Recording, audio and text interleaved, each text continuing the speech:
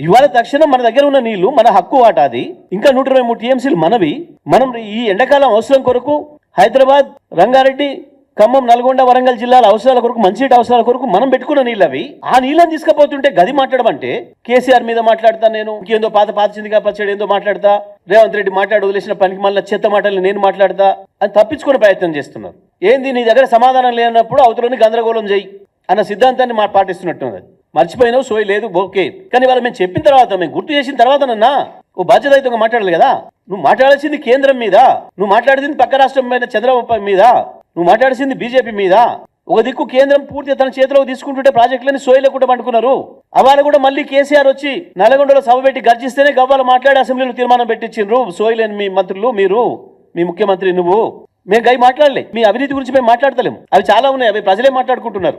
కానీ ఇవాళ మేము అడుగుతుంది, ఇవాళ ఉన్న నీళ్లు మన నీళ్లు, ప్రస్తుతం ఉన్న నీళ్లు, ఈ కేఆర్ఎంబీ పెట్టింది, మీరు పెట్టింది, మీరు తెచ్చిన చట్టం ప్రకారమే రావాల్సిన నీళ్లు, మన మాటగా మనం భవిష్యత్ అవసరాలకు అక్కడ దాచిపెట్టుకున్న నీళ్లు శ్రీశైలంలో, సాగర్లో, అవి కూడా ఎత్తుకపోతున్నారు.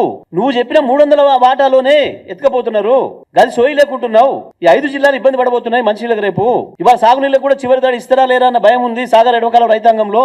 అది మాట్లాడమంటే దాని వైపు దృష్టి పెట్టమని సూచన చేస్తే, మాట్లాడాల్సింది కేంద్రం పైన, మాట్లాడాల్సింది చంద్రబాబు పైన గది వదిలిపెట్టి బీజేపీని అనడానికి వణుకు పుడుతుంది. ఎందుకంటే నీ నాయకుడు ఆయన బి టీం ఉన్నాడు కాబట్టి. చంద్రబాబు అనడానికి వణుకు పుడుతుంది. ఎందుకు? చంద్రబాబు ద్వారా పైరవి చేసి ముఖ్యమంత్రి పదవి తెచ్చుకుందామని పైన. మోడీతో సఖ్యత కొరకు చంద్రబాబు దగ్గర లైన్ కడుతున్నారు మీ మంత్రులు.